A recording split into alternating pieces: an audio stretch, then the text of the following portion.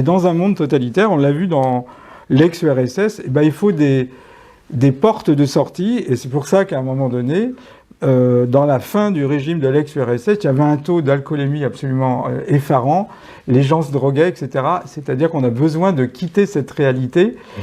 Et donc, l'ex-URSS n'avait pas les moyens du métaverse, maintenant on a les moyens du métaverse. Donc soyons vigilants et méfiants vis-à-vis de ça. C'est tellement séduisant.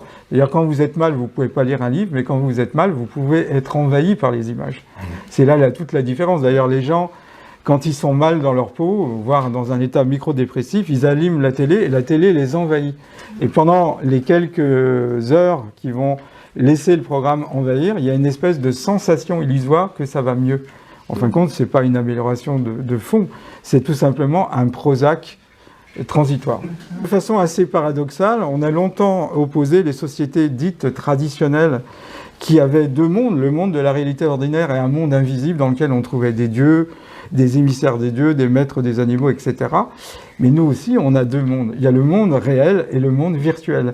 Et de plus en plus, il y a une compétition entre le monde virtuel et le monde réel. Les jeunes générations sont invitées à aller dans le monde virtuel, tellement plus satisfaisant que le monde réel qui devient morose.